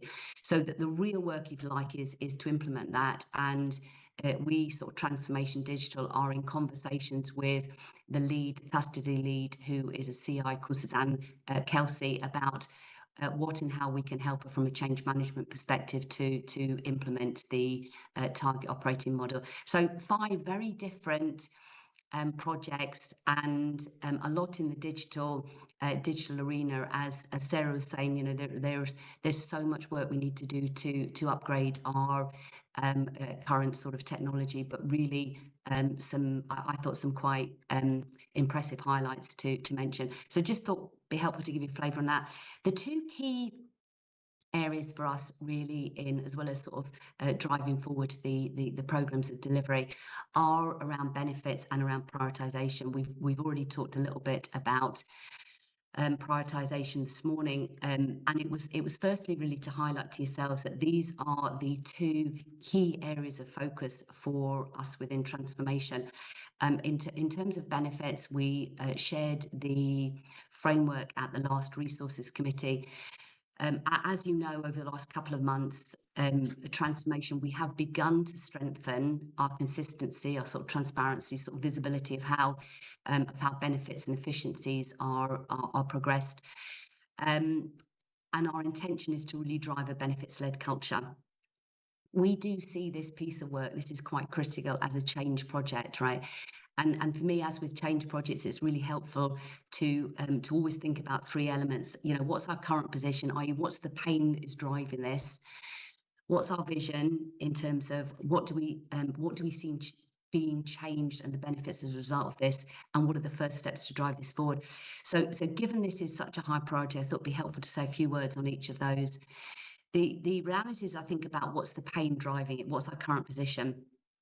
And as I look at the paper that we have submitted for yourselves today, as you review the summary of projects in the report, the majority, current in-flight projects, the majority have to be confirmed written under benefits, which, you know, frankly, isn't good enough, right? You know, we've got in-flight projects and we have not articulated what the benefits are. That's our current position. That's the pain that means, for me, this is absolutely a critical piece of work that we need to move forward at pace and get right. So we are working diligently to improve this. The reality is it's going to take time. I've said that before. This isn't going to be something that we can come to you in August and say we've made massive strides forward. So to get a grip of this and to ensure that benefits are really articulated at the start and monitored throughout, we have stood up a benefits team, which I mentioned previously we were going to do. If I think about then, so if that's the current position, what's our sort of vision or our goal? For me, you know, really what I want is that efficiency and benefits mapping really ensure alignment of effort, resources, investment towards achieving our organisational objectives. So for me, what that really means is that we're benefits-led as an organisation, rather than we're retrospectively trying to identify the benefits to justify what we're working on. So we really, as a vision, have that transformation activity will directly link to financial outcomes and provide greater assurance that the resources that we are putting into this are prioritised effectively and delivering maximum value. So that is our goal, to ensure benefits are articulated at the start and monitored throughout, so that we can demonstrate value for money. And again, we've got quite a way to go to implement that. Again, if I think about in the McLeod room, Abu and Jordana, I'm really encouraged that we now have a team of people within transformation that will actively drive this forward. So if I think about what are the next steps that we are working on, and that hopefully over the coming periods you will see progress on. So the benefits team are currently focusing on, number one is to fill in the gaps. So these in-flight projects where we've got to be confirmed, is to work with the programme delivery team to identify what are the benefits, so that we can start articulating those for you. And where we have benefits that are projected, is to review these and make sure that they are substantive. The second area that they're working on is reviewing and mapping the current process to see what we need to change in order to implement the benefits framework. And the third part is working with operational colleagues to prepare a narrative on the impact of the officer hours saved. So, you know, Sarah was saying in the answer to a previous question that not every saving can be quantified into sort of cashable. An awful lot of what we're doing is about building internal capability and about strengthening the front line. I'm really aware that in the paper we articulate for you and for ourselves, these are the hours that we have saved, both in terms of officers and in terms of staff. And quite often, and quite rightly, we get questions on, so what difference is that making? And I know we talked about it at the development day that I was at, and it's great when we can have operational colleagues that are demonstrating to you the difference. We need to work harder and more diligently to be able to come to you to say, and this is the power and the difference this is making, because at the moment we do struggle to articulate that to you. So that's the third area that we are going to be working on. I thought it'd be helpful, I see Scott's not on the call today, unfortunately, to share that Scott and I have had lots of conversations about how Scott can support us with this work, and he's going to be acting, if you like, as a sort of critical friend for us as we progress with the benefits piece, to hopefully ensure that what we're doing is really going to make the difference that is important for all of us. So that was, thought, helpful, build on what's in the pack on benefits.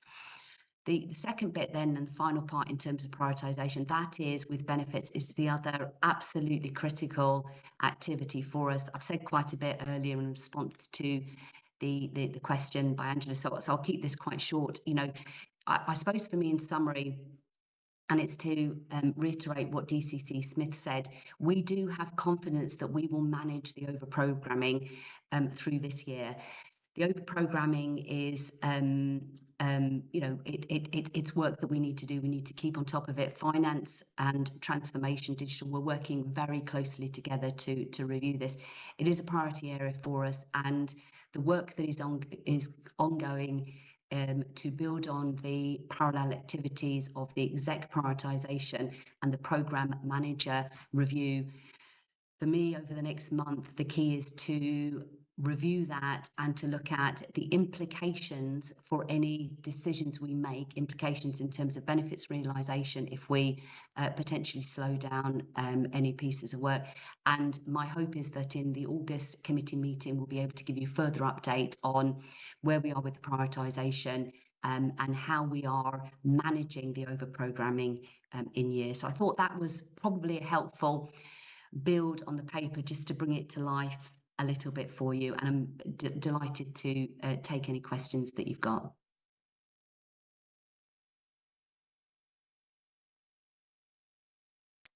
Breda, thanks very much. You've addressed quite a lot of the questions that I had. I will open it up to members. Angela. Yeah, and thanks, Breda. Your introductory remarks have covered quite a lot of the areas that I had. I suppose though there's a couple of things. We've spoken about the importance of reform previously and the need to make significant progress with the programme of transformation and change that's been agreed across the organisation. But we see both in this paper and subsequent papers that there have been delays on a number of different key projects, priority projects, extension to delivery times, repeated extensions to delivery times, and additional funding that has come forward at some stage. So I just wonder, one of my questions is, with your team and you now leading it, what again are the governance arrangements that we can take assurance from that these will be few and far between? Things will always change, I accept that, and there'll be exceptions to that. You can't always predict, but how can we take assurance that the timescales are realistic, the budgets set are realistic? You've talked a lot about the benefits. One of the things that I would say about benefits is that a lot of them won't be cashable, but there is no point in a project coming forward unless there is a benefit to the organisation. So it has to be built into staff, officers thinking that if there's an initiative that they think is going to improve things, either for staff or for the people that we serve, there has to be a way that we can articulate how that is going to improve things and how it's going to save time. And we need a way that we can then give them ownership of how they then manage that freed up time to look at other priorities, other changes in demand. So I just think that these are things that, I know a lot of other organisations have been through for a long number of years. We probably need to be articulating that, and we as the committee need to be seeing a bit more of that.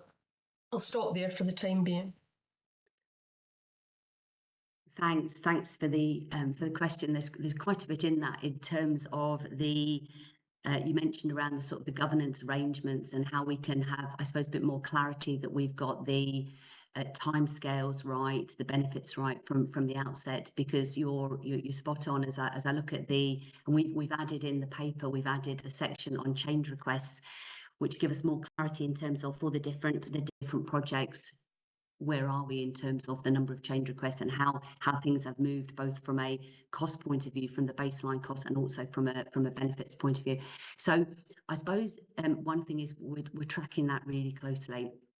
So I've been in the organisation a year now, and we have a lot of in-flight projects where the business cases have, from an initial business case to the full business case, things have changed. Our understanding has moved on really in terms of what's been required. One of the papers that we'll talk about a little bit later in terms of this afternoon in terms of cyber is there's been changes in terms of sort of procurement of things, and with these different changes, as we get more and more clarity as we move forward, often it does mean that we need to bring a change request forward because there are shifts in terms of the timescales of the cost. The bit, Angela, and you spot on in terms of, sort of violent agreement, that for me, all pieces of work that we're undertaking or projects should have either a quantifiable benefit in some way, shape or form, or we should be doing it because it's a business imperative. Like Sarah was saying earlier, we have systems that we do need to replace, and often if we've got systems that they've been sort of developed in-house, the reality is it could cost us more in the future. So we sort of need to recognise that if we've got systems that are out of life. So there are certain things, either systems or legislation, that we do need to do these pieces of work, and the reality is that there will not be quantifiable benefits. We should have benefits for the programs that don't fit into those categories. So we do need to do work on that. This is part of, I suppose, the reality for me is this is part of all the work that we're doing in terms of getting things right, almost shifting the baseline so that we have more clarity as we're moving forward. And even with that, even with all the work we're doing, there will be certain things that are outside our control. So when we look at the programmes in the portfolio that are standalone, an awful lot of those are, for example, legislation, or the things with Home Office and things, that there are a lot of delays that really we need to factor in because they are outside our control. So we're doing a lot of work. We do need to ensure that, particularly with business cases, that we have as much confidence as we can in terms of the timescales and the costs coming forward. And I think the reality is that in this arena, with business cases that are so complex, that are multi-year, there will always be change requests. There will always be shifts that we need to account for with change requests. I noticed sort of Andrew's got his hand up, so I'll pass over to Andrew. Angela, you didn't have any further questions first? Sorry, So I think it's, yes. I didn't know if Andrew, wanted to respond to that question, sorry. Sorry, there's two. Oh, sorry, there's two Andrews, I'm so sorry. Thanks for the question. I suppose just to build on it, I think when we look at the transformation journey to date, there was a lot of greenfield projects in Police Scotland's history because obviously the nature of it in terms of putting in that national capability. So I think we were probably a little bit more open to that in the past because it was relatively untrodden ground. Now I think for me the change requests show good grip and they show, obviously proper governance. I think in some cases, some of the innovative technologies that were in the mix, combined with probably putting in national platforms, has meant that there's been some unknowns that have been that have developed and been tracked through the actual project. I think also as well, some of the innovative technologies that are in there, sometimes we are obviously having to balance that cutting edge with probably tried and tested, and I think we do always tend to kind of trail the right path through that.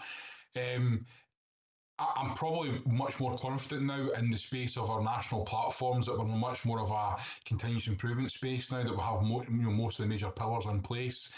And I think, combined with our governance, I think we can offer much more certainty around that. But it is something that we are very mindful of, and I know at the Board Development Day we discussed this, that we have learned lessons in the past of change requests coming in later than they should have, etc. So I'm pretty confident that, in the space we're in now with our national platforms, that we are in a much more I suppose defined space where there isn't as many unknowns. Thanks, Chair. Thanks, Rita, and thanks, Andrew, for that. That's really helpful. But just for my own assurance and the committee's assurance, do you feel that you do have the internal governance then that will enable you to support you to keep track of this wide portfolio? So in short, I do, and that's meant very genuinely. If I step up a little bit, as all of you know, we've had quite a few vacancies, let's say, over the last year or so since I joined within transformation, and a lot of those have been really significant. Again, to allude to in the McLeod room, Anne Smith is our new PMO manager. The previous person left, I think, July or so last year, shortly after I joined. So that's been a gap for us. I haven't had a head of transformation delivery for quite a period of time. There's significant roles in my structure. I know you realise the head of transformation support is off at the moment. So those significant gaps have meant, if I speak from a personal perspective, I'm trying to juggle a lot of different roles, and it's quite difficult. So I do feel genuinely assured as I look to my colleagues in the McLeod room. I'm absolutely delighted with the people that have joined the team, Anne, Abu, Jordana, and I feel confident that in my conversations with them, we will go from strength to strength. Thanks, Breda. Yes, and look forward to meeting the new team at some point in the future. So welcome aboard. Thanks very much. Andrew Richmond. Thank you. This paper is really interesting, but as a new board member, it's actually really hard to understand because it's full of rich detail, and I guess it's easy to get lost in specific granular detail and granular information. I wanted to ask a question just more at a higher level. We talk quite well at section 3.2 about over allocation and slippage, and how in 26/7 we're more confident that we'll be on top of this than in 25/26. But I'm also conscious that resources will be challenging in the future. Reform budget has sometimes been used for other purposes. And it's hard for me to gauge which of these projects are the ones which we really want to get behind going forward. I really appreciate the intro with the 5 projects which have either ended or are coming to an end. But it's difficult for me to gauge which of these projects we should be focusing on, largely because business needs change if we get slippage. Technological solutions differ, and it may be if we are going through a slippage programme, some better technology, a better solution presents itself. So I just want to get a flavour, and maybe this comes best at the August meeting that you refer to coming back to, Breda, but I just want to understand better which of these projects are the ones which we want to focus on going forward, and which are the ones that we may decide to let slip permanently. Okay, so first of all, my smiling apologies at saying Andrew in the last one and not sort of clarify. So sorry about the confusion. So there's similarly to you sort of stepping up, Andrew, Richmond, Nicola. I'm not sure when, but I know we've got time in the diary for myself to sit down with yourselves to go through all of this in a lot more detail, and I'm genuinely looking forward to that. So I think that's in the diary in the next. Hopefully a few weeks. I really understand your point, Andrew, in terms of there's a lot of detail in the pack. There is, and I think quite rightly so. We're spending a substantial amount of money and time on moving these projects forward. It's important that we can share with you in a timely manner. This is the data, and this is the update on that. And there is a lot of data in that. And Andrew, again, I smile. So since I joined a year ago, we keep adding to the pack as more things become. We have conversations about more things that are important. For example, the change request information, which is quite pertinent and quite important to include. And you also mentioned, Andrew, in terms of in the past, reform has been used for other things. It has. The reality is that in some ways, it's good to have a budget that is less than you need because it focuses our attention. And I mean that really, really sincerely. And it focuses our attention on what is genuinely important to this organisation. So I am hoping that by August, I can share with you more detail on the priorities. Your question, Andrew, in terms of what might not be a priority or might be something that could be paused. In short, I'd probably say nothing. So everything that is, honestly, everything that is in the current portfolio is so important. Before we finalise the budget this year and the reform budget and agreed on this sort of over allocation, over programming of 4.7 million, we had exec sessions supported by finance where we looked at every single line item in reform and we challenged each other in terms of could that be paused? What would be the implication if we did? Could we spend less on certain different activities? And we did make some changes to that.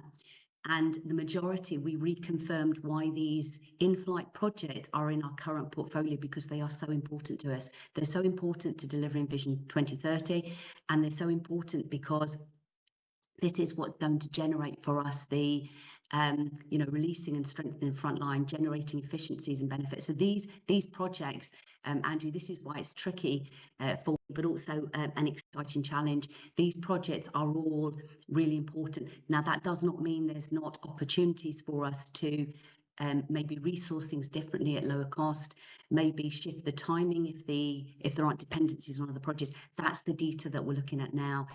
And certain things will still change as the year progresses. So I mentioned earlier in answer to Angela's question that we've already identified, it's 380,000, but we've already identified at the end, this was the end of period one, sort of into period two, we've already identified an element that will reduce the over-programming. I can share more about that offline. Because the reality is, as with certain projects that we are in the process of developing business cases for at the moment, as we confirm certain things do change in terms of costs versus what we expected and what we put into the budget. So I have a lot of confidence in what we will deliver this year. What's in the portfolio is absolutely critical projects to us. Things will change either because we have done more substantive work on the costing or because certain things, perhaps legislation, things move back because of things that are outside of our control. So things will still change. The costs will still be adapted as a result of that. Myself, my digital colleagues and my finance colleagues, we are absolutely united and we are working on this so robustly together to ensure that we do not only manage the over-programming, we deliver for ourselves, for yourselves, for the people of Scotland, we deliver this really, I think, pretty exciting portfolio of projects. Hopefully that's helpful, Andrew. DCC Smith, did you want to come in? Yeah, I was actually going to say it's a bit of a perennial problem, Andrew, in that I think there are so many things that we want to deliver as an organisation, and when I say that, I mean that in a positive, in terms of business leads across the system are looking at what they could do in terms of that. So I guess with Breda and Andrew and the team and the wider exec being able to get behind a programme of work that we know is deliverable and that achieves what we want in terms of demand reduction, capacity creation, efficiency is really important. I suppose for me, this year, a lot of those projects are already in train and we have to continue with them. We are behind them. We can see the benefits that they'll deliver. But I think that exercise is really important as we move forward. And actually, reining in my colleagues' ambition in terms of what we can do is the bit that it's difficult sometimes, because everybody wants to be able to do something that will make a difference in their area. So kind of understanding what will give us the most impact across the organisation is really key. And you know, we've done a really comprehensive exercise this year to understand what that looks like, aligned to the vision in the business plan. So hopefully that will give you some assurance. But it is an issue, and it's the same issue every year, just because of the limits that we have in terms of what we can do. But hopefully you'll see the work that's gone into that this year. Thank you. Thanks, Andrew. Nicola. Thank you, Chair, and thank you for the report. Some of my questions have been answered in some of the information already provided, so thank you for that. Just building on it, I noticed two key themes in some of the information that was shared with regard to the reports. So, and with regard to the projects, I beg your pardon. So it talks about the underestimation of complexity, and it also talks about supplier confidence in terms of delivery, and recognising that we've had a turnover of personnel within Police Scotland. Could you give me some indication of how these lessons have been shared more broadly with new personnel, and how we're capturing these lessons, and indeed building on the lessons on a go-forward basis? And then I have one other question with regard to public sector reform. So if I come in a little bit, and I'll perhaps offer if colleagues want to come in. So the bit in terms of bringing new colleagues up to speed, again, particularly if I look at sort of Abu and Anne, it's been a pretty comprehensive kind of initial process. And for me, I suppose one of the powers right now is I have a leadership team where we are regularly spending time together debating these topics that are important to us. And the bit about lessons learned came up, I think it was the week before last. So Justine in my team has responsibility for risk assurance, and is working side by side with Anne, because it was at the transformation board, we were talking about some of the lessons, and sometimes we are identifying that the same lessons are coming up, and this is irrespective, Nicola, of whether or not we've had the same people in the organisation. So for me, the bit about it's not enough to be doing really comprehensive reviews afterwards in terms of what are the lessons that we can capture, unless we are absolutely robustly making sure that they are being factored in at the beginning of a future project, whether it's about complexity, whether it's about supplier engagement. If I think about some of the programs that I've got quite involved in since I started, like cyber, which we'll talk about later, and Andrew can perhaps come in and say more on this. Sometimes they are very, very unique. And if I think about force-wide analytics, you know, we are at the cutting edge, to be honest, in the work that we're doing. So quite often when I'm reading the lessons learned reports, I'm thinking, gosh, you know, I'm not sure how we could have predicted or really anticipated some of those potential risks. Having said that, there will be others that actually, you know, perhaps we could have done. So I suppose it's to give you a degree of assurance that the team is really on it, that there is a robust process for capturing it, and we are working through how we can make sure that they are properly factored in to programs going forward. Because you're quite right, you know, we do often mention, you know, the programs of work are pretty complex, but you know, what does that really mean in terms of learning? So a lot of work is going on into that area. Thank you. That's helpful, Rita. It's just prompted another question though in my mind. Just seeking assurance that when you recognise that this isn't a subject that you've got depth of expertise in, how do you address that?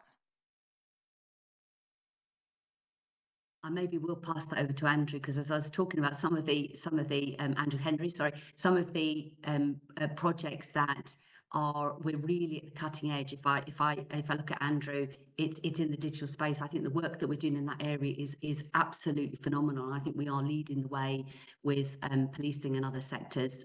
So I'll maybe perhaps hand over to Andrew for that. Thanks. Thanks, Nicola. And can I just check, see by expertise, do you mean in terms of the technical expertise or do you mean in terms of lessons learned? No, so my question was about the themes coming up from the report. So themes coming up were complexity of project and confidence in supplier, both connect.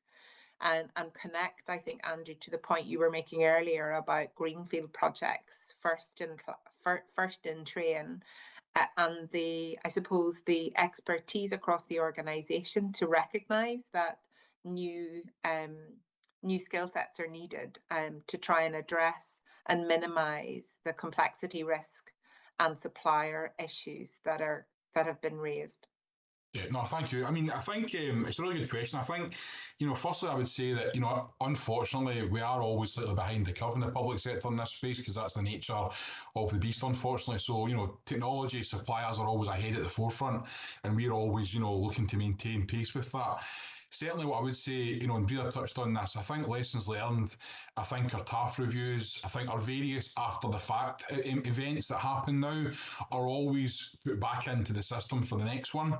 And that can be on a technical basis, a project delivery basis, also on a procurement and legal basis. And we've got excellent professionals in our legal and procurement department who not only set us up for success as we go into a procurement, but they also keep a keen eye on it as we're going through into delivery and also after the fact. And regularly I'll hear in meetings where we're referencing maybe lessons learned from the past into our approach into new implementation. So I think that kind of overarching, almost kind of like circular conversations constantly happening. I think expertise and skill-wise are an interesting one. I think, like most organisations, we're going from doing digital to being digital. And I think now when you look at, data science, innovation, AI, various different expertise, they're now starting to appear in most projects, be that our most implementations, most supplier products, be that, overtly or even be that kind of in a less obvious way.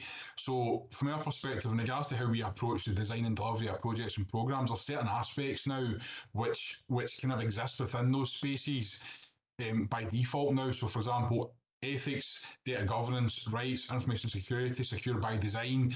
These are all now featuring as standard capabilities that exist within these areas. And that's something that's evolved over time as the organisations became more mature, but also, to be frank, as our supplier bases became, more mature. Some of our challenges in the past have been around the supplier base not really understanding the differences between public sector and private sector, and also particularly law enforcement in the public sector, in terms of cloud storage, information sovereignty, etc. So I would say, kind of long and short of it is there's been an overarching maturing movement across this entire space, and obviously it will always be able to become better, and we are obviously always in that continuous improvement space. But I do get a lot of confidence from our big deliveries over the last number of years that we do have substantial capabilities in this space now that we're constantly evolving, and we're seeing that now in requests to support other forces, other organisations. Suppliers are starting to use some of our designs as the basis of their work elsewhere as well. So, completely agree that we have to keep our finger on the pulse in regards to this, but I do think we've made massive steps forward. And I think some of the projects that are coming to an end in the last couple of years and now have been going on for 3 or 4 years because of the size and scale of them. So I think as you see kind of newer projects, like Body on Video, for example, that came along, they're actually operating under the lessons learned of projects that are just coming to an end now. So it's a little bit of a kind of circular conversation, but hopefully I've kind of laid out, I suppose, the connected nature of it. Very helpful, thank you. Thank you very much. And Nicola, did you say you had a final point? Thank you for reminding me. It's just clarity. I think DCC Smith mentioned earlier some of the projects were being connected to the public sector reform agenda. And I'm assuming and just hoped for clarity that one of those was the digital evidence sharing capability, but perhaps I could just get that clarity on the call, please. Andrew, did you want to come in on that? Yeah, certainly. So I don't know. I don't want to just jump in. So yeah, so certainly. So our digital sharing programme is a joint activity between ourselves and Scottish Government and Justice Partners. So that's one of the kind of, I suppose, standout ones. But there is other ones coming along behind. So body on video, for example, and another kind of collaborative work that we're willing to stand up.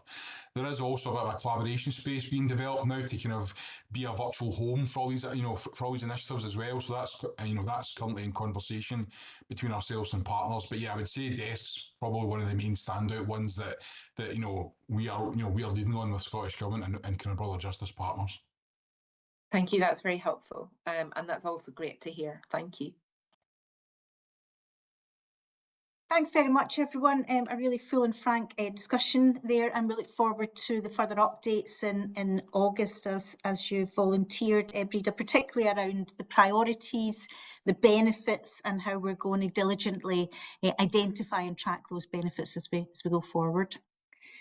That brings us to the end of our public session, so we're going to pause the live stream now.